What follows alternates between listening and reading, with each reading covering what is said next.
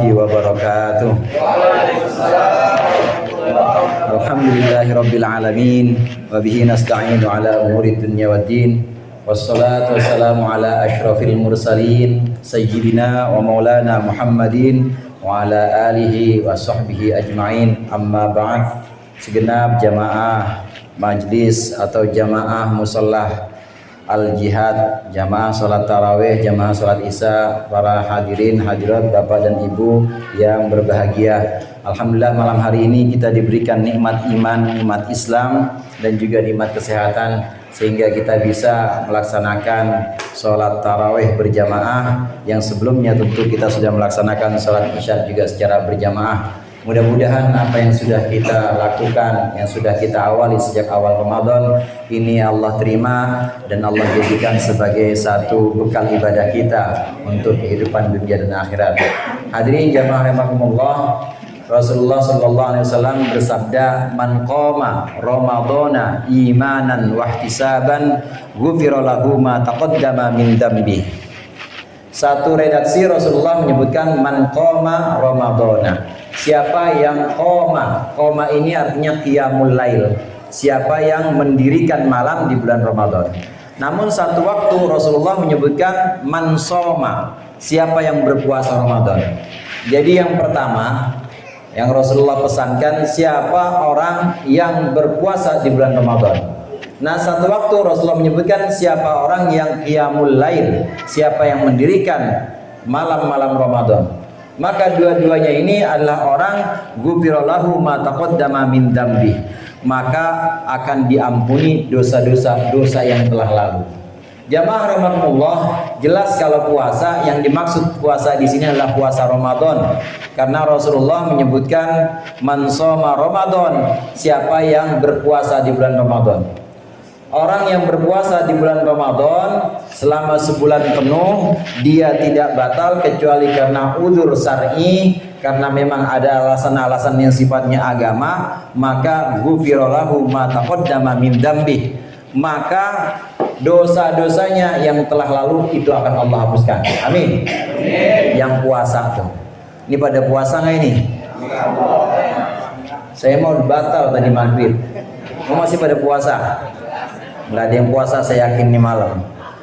Yang puasa di bulan Ramadan sebulan penuh dan dia tidak membatalkannya kecuali dengan udzur syar'i, maka ghufirallahu ma taqaddama min dambi, maka dosa-dosanya yang telah lalu akan Allah ampuni. Nah, satu waktu Rasulullah menyebutkan man qoma Ramadan, siapa orang yang mendirikan malam-malam Ramadan, maksudnya qiyamul lail. Kalau di sini nggak disebutkan yang dimaksud dengan qiyamul lail, yang dimaksud dengan mendirikan malam Ramadan itu apa? Rasulullah tidak menyebutkan. Kalau yang pertama tadi jelas yang dimaksud puasa Ramadan, man shoma Ramadan. Kalau ini man qoma Ramadan, qiyamul lail. Para ulama ini kemudian meyakini yang dimaksud oleh Rasulullah mendirikan malam-malam Ramadan itu yang dimaksud adalah sholat tarawih yang kita lakukan selama sebulan di bulan Ramadan, dan memang ini sholat yang istimewa cuma ada di bulan Ramadan, nggak ada di bulan-bulan Ramadan. Saya yakin bapak-bapak atau ibu-ibu sekalian ini di luar Ramadan habis sholat isya paling ba'diyah 2 kali ya. Ba'diyah 2 rakaat, ada yang 20 rakaat sholat sunnahnya. Nanti bulan Syawal ada nggak yang sholat sunnahnya 20 rakaat? Saya yakin nggak ada. Maka ini yang dimaksud qoma Ramadan, yang dimaksud adalah mendirikan malam Ramadan itu sholat tarawih. Sholat tarawih hadirin hadirat yang dimuliakan oleh Allah, ini memang awalnya Rasulullah melakukan hanya 8 rakaat selama 4 hari atau 3 hari. Nah, kemudian setelah itu Rasulullah masuk, khawatir memberatkan umatnya, namun Rasulullah memperhatikan ada beberapa titik atau ada beberapa simpul di Masjid Nabawi yang Rasulullah perhatikan, itu ada yang sholat terus, ada yang sampai 36 rakaat, ada yang sampai 30 rakaat dan lain sebagainya. Masing-masing ada membuat kelompok jamaah sendiri di Masjid Nabawi. Rasulullah perhatikan ini, diperhatikan oleh Rasulullah. Dan ini Rasulullah mengatakan, diantaranya komentar Rasulullah pada sahabat yang namanya Ubay bin Ka'ab.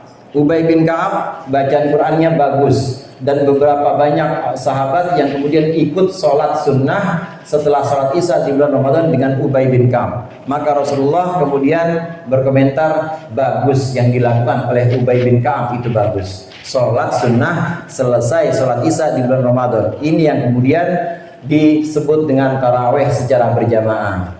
Pada masa Amirul Mukminin Umar bin Khattab, ini kemudian dijadikan sebagai satu keputusan di bulan Ramadan, maka sholat sunnah jangan sendiri-sendiri. Di bulan Ramadan selesai sholat Isya, sholat sunnah jamaah bareng-bareng di Masjid Nabawi, satu imam dan kumpul sama-sama. Saat itu dipilihkan imam yang paling bagus, yaitu Ubay bin Ka'ab, karena Ubay bin Ka'ab ini memang semasa Rasulullah sudah dipuji oleh Rasulullah.